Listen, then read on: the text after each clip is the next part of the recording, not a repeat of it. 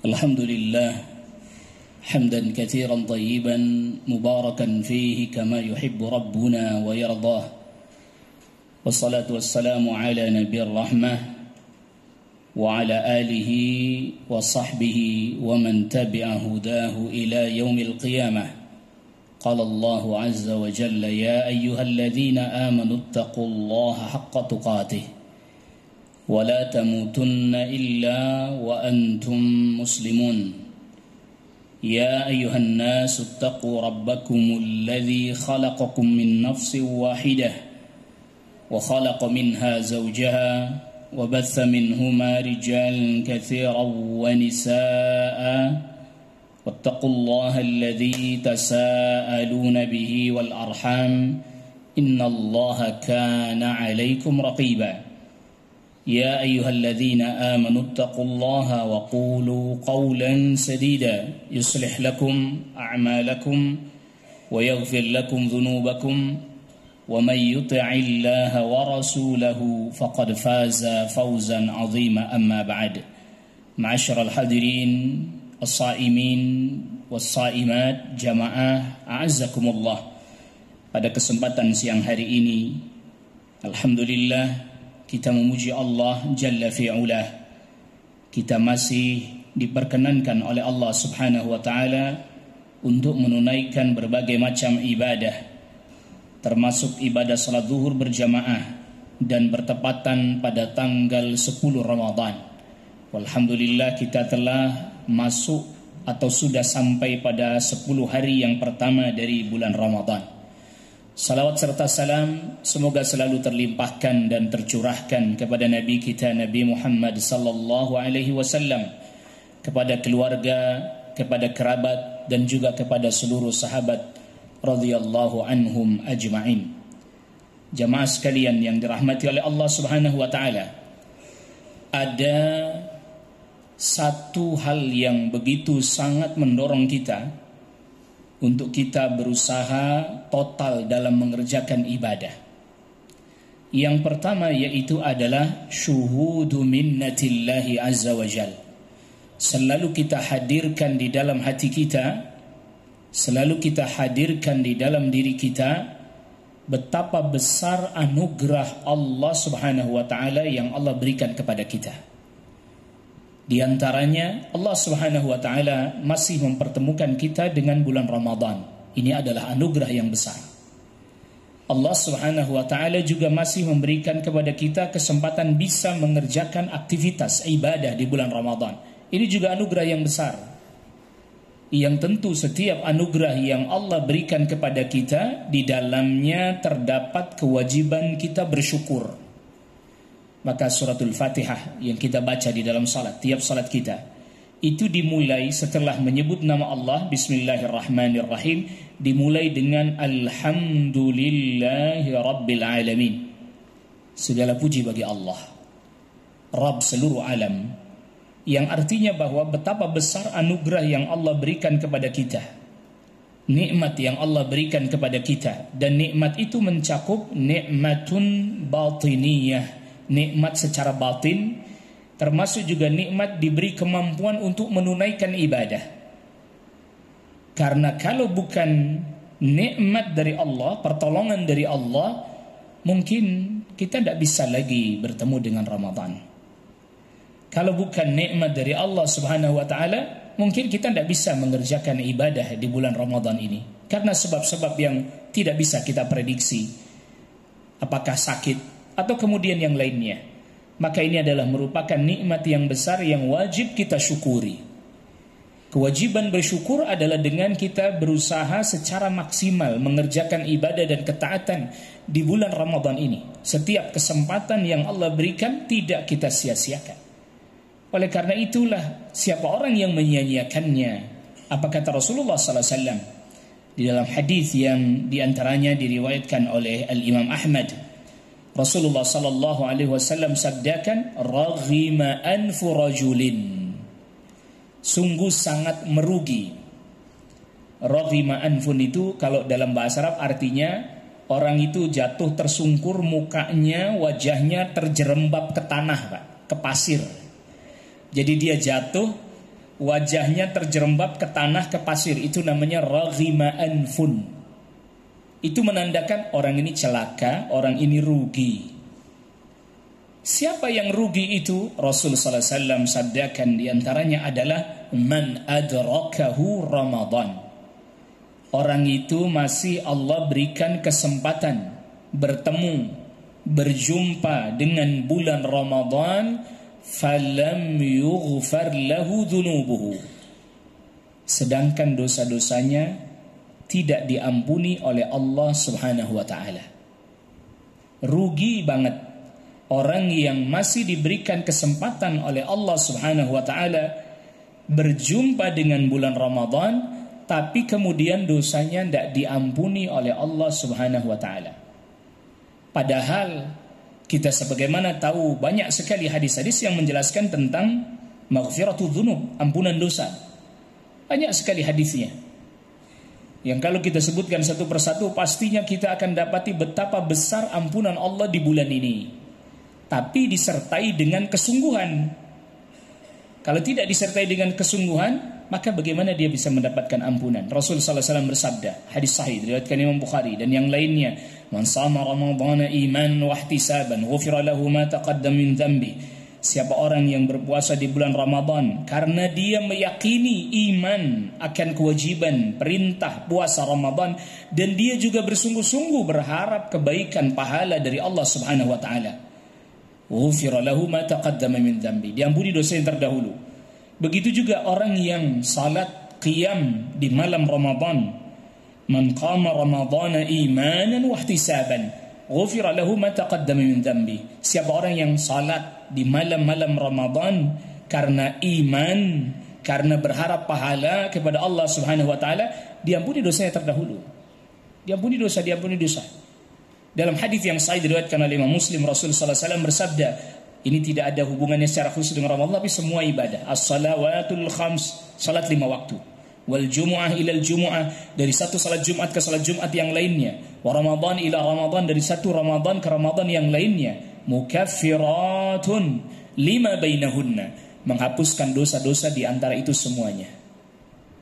Idza jtanabal kabair, kalau orang itu betul-betul menjauhi dosa besar. Makanya Imam Nawawi di dalam syarah Sahih Muslim menjelaskan yang disebut diampuni dosa, ini dosa kecil. Karena di dalam hadis ini ada syarat idza jtanabal kabair, kalau dia menjauhi dosa-dosa besar, dosa-dosa kecil akan diampuni. Kalau dosa besar, dia harus bertaubat, mohon ampun kepada Allah Subhanahu wa taala dengan sungguh-sungguh.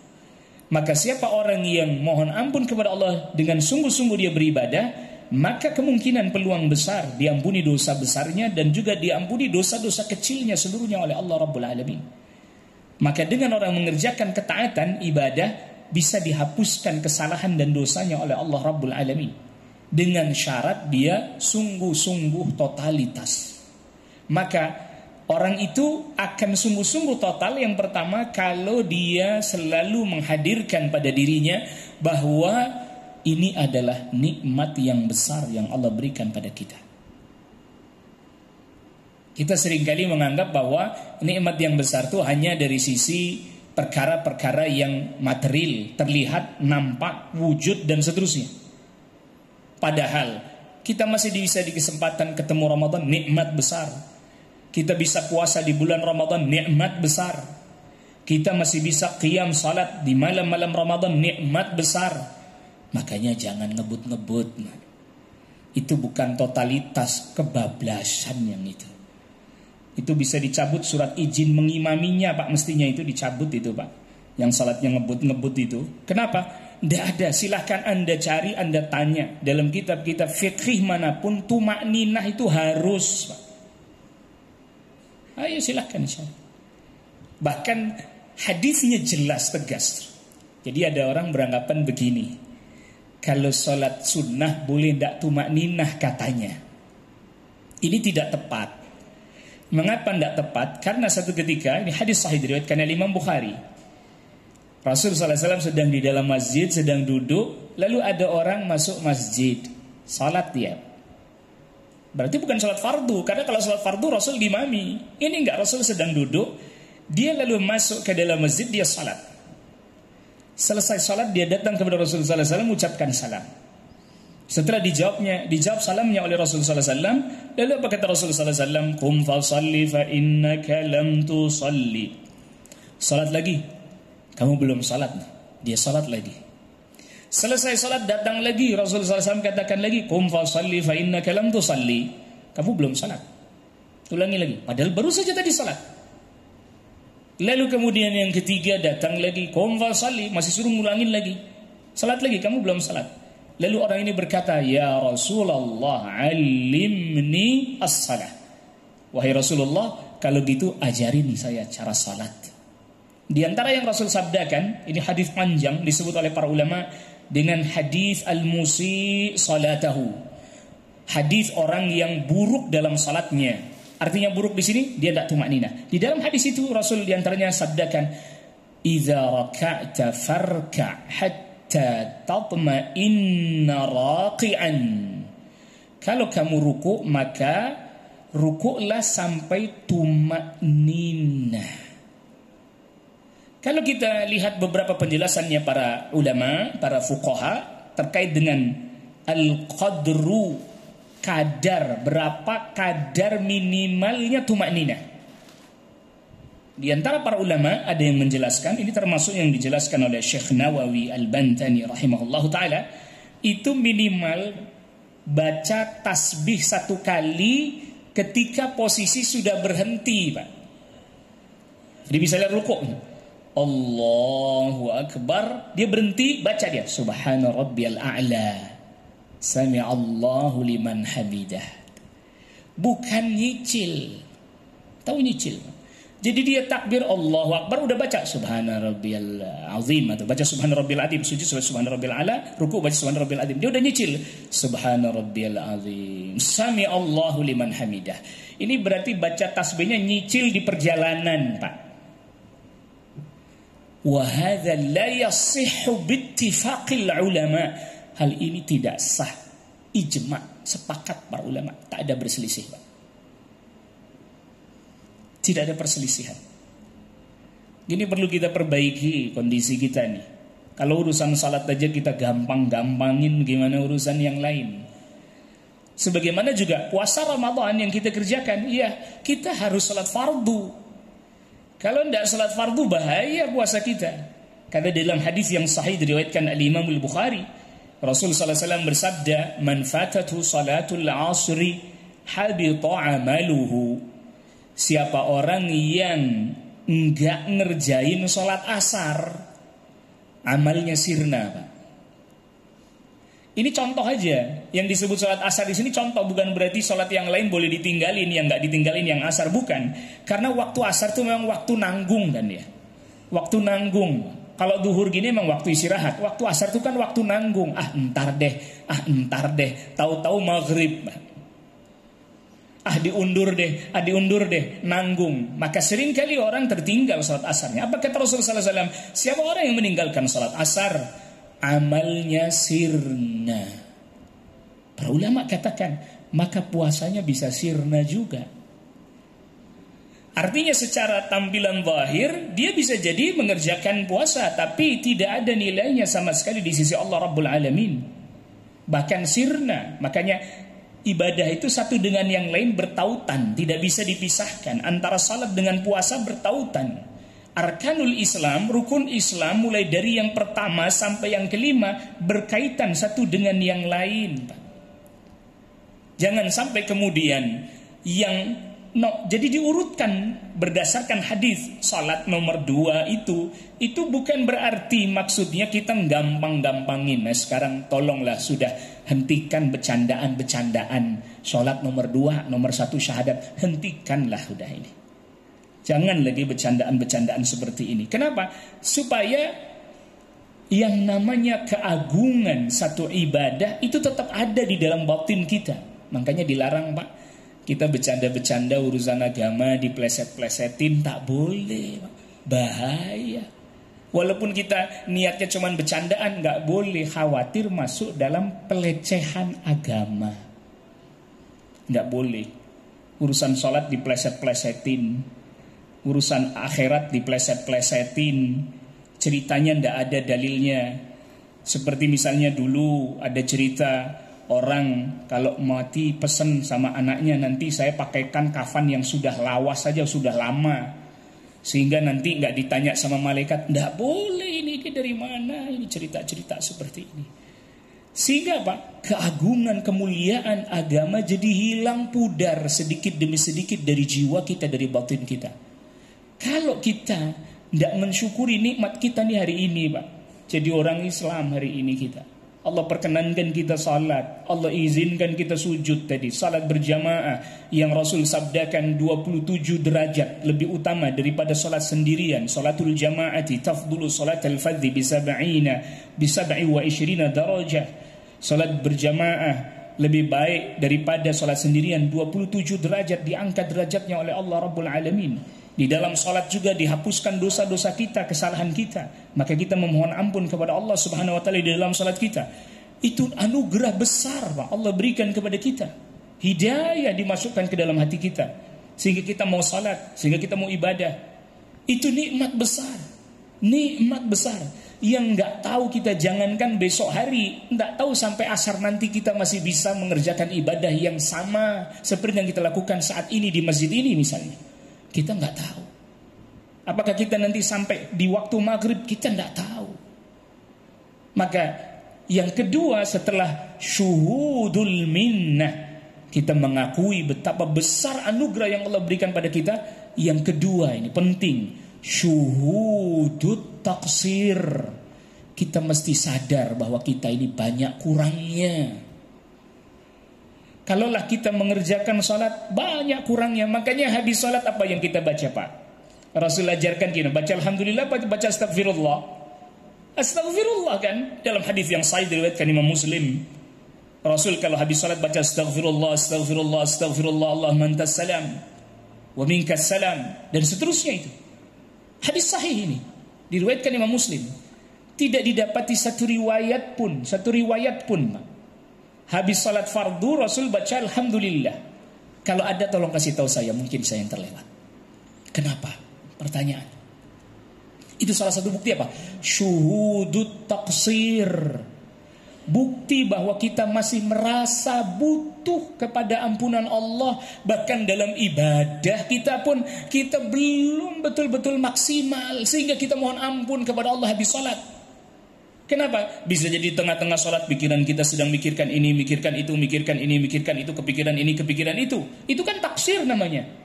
Bayangkan Pak, kita di hadapan Allah Rabbul Alamin, di hadapan Allah Azza wa Jal, alladzi ya'lamu sirra wal alan, yang mengetahui apa yang nampak dari diri kita, yang mengetahui apa yang sedang ada dalam benak pikiran kita. Kita lagi salat, pikiran kita sedang kemana, kita sedang sibuk dengan apa dan seterusnya. Apa kita kira Allah tidak tahu? Apa kita mengira Allah tidak mengetahui bahwa pikiran kita sedang sibuk dengan urusan yang lain, sedang sibuk dengan perkara-perkara yang lain? Sedangkan Allah mengetahui. Pastinya kita malu. Kita malu kepada Allah Rabbul Alamin, sehingga habis salat fardu tak ada kita berbangga, alhamdulillah, tidak. Itu yang dicontohkan oleh Nabi sallallahu alaihi wasallam, astagfirullah, astagfirullah, astagfirullah. Salat kita pun masih banyak kurangnya. Maka kita butuh sekali kepada ampunan Allah Rabbul Alamin. Butuh sekali kita kepada rahmatnya Allah Rabbul Alamin. Maka bulan ini bulan ampunan, bulannya rahmah, bulannya kasih sayang Allah, bulan berbagai macam Allah kebaikan berikan kepada kita.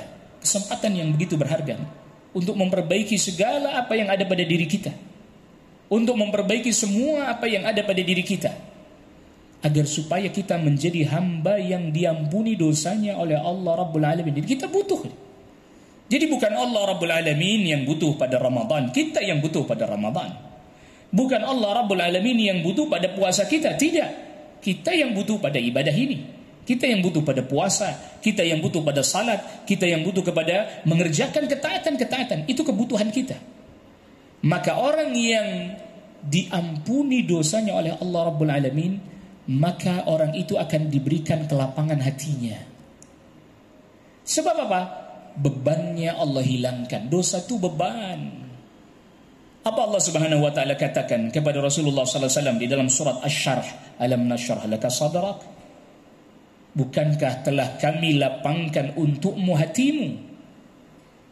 Lalu kemudian Allah Subhanahu wa taala juga hilangkan dari Nabi sallallahu alaihi wasallam dosa-dosanya. Wa wada'na anka wizrak alladhi anqadha dhahrak.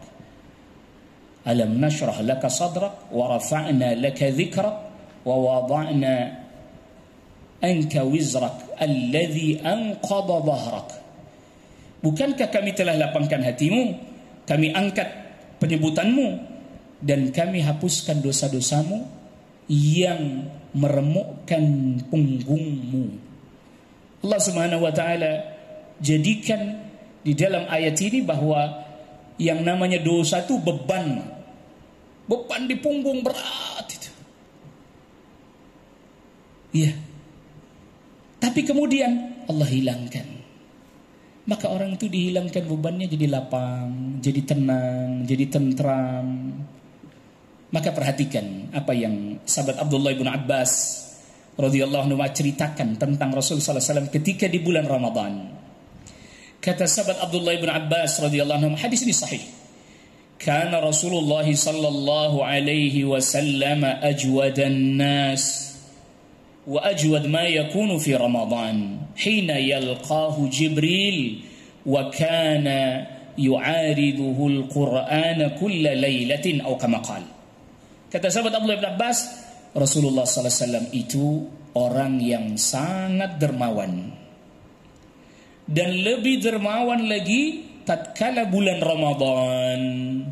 Makin tambah dermawan lagi. Bahkan sampai disebutkan wa kana ajwad minar rihil mursalah.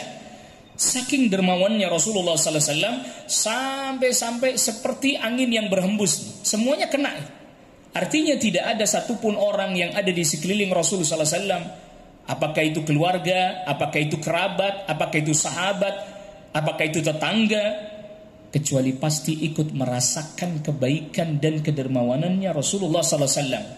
Dan itu di bulan Ramadan. Setiap malam Malaikat Jibril datang kepada Rasul sallallahu alaihi wasallam. Rasul sallallahu alaihi wasallam membacakan Al-Qur'an.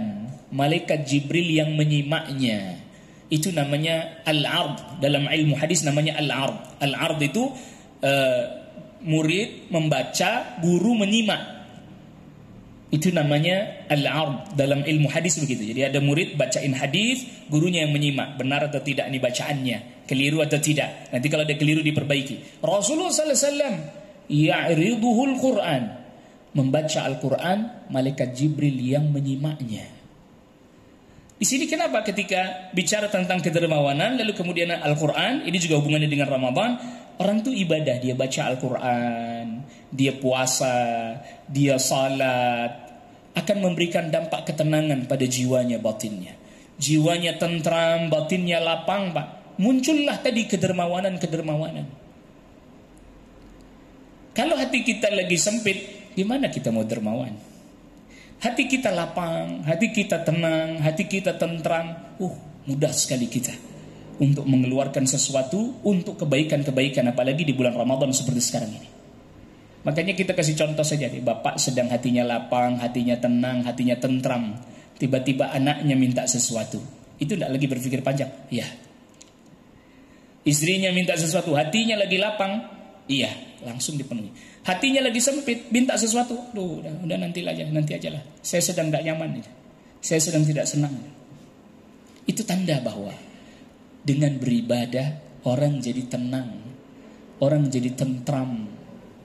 Maka kalaulah Allah Subhanahu wa taala tidak memberikan kepada kita balasan dari ibadah yang kita lakukan, melainkan hanya diampuni dosa-dosa kita, maka itu sangat-sangat lebih dari cukup. Tetapi tidak demikian. Allah Rabbul Alamin Al-Jawadul Karim. Allah Rabbul Alamin adalah yang maha dermawan, lagi maha mulia.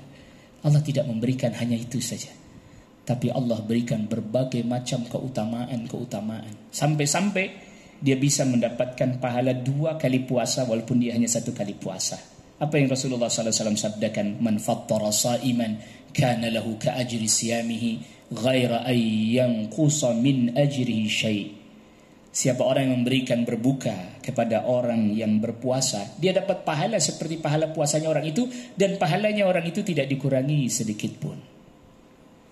Lihat, Allah Rabbul Alamin yang maha dermawan pun dermawan di bulan ini. Allah berikan ampunan, Allah berikan pahala, Allah lipat gandakan, bahkan sampai-sampai ibadah yang sunnah itu pahalanya seperti yang fardu. Sebagian para ulama menjadikan hadis tadi, siapa orang puasa Ramadan, diampuni pahalanya, diampuni dosa yang terdahulu. Siapa orang salat malam Ramadan, diampuni dosa yang terdahulu. Padahal salat malam hukumnya sunnah, puasa Ramadan hukumnya apa? Wajib. Tapi pahalanya sama, diampuni dosa terdahulu. Sebagian para ulama katakan ini tanda bahwa ibadah sunnahnya keutamaannya sama dengan fardu di bulan Ramadan. Berdasarkan hadis ini, ijtihad sebagian para ulama mengatakan hal itu. Maka oleh karena itu, mari bersama-sama kita optimalkan ibadah kita di bulan Ramadan ini.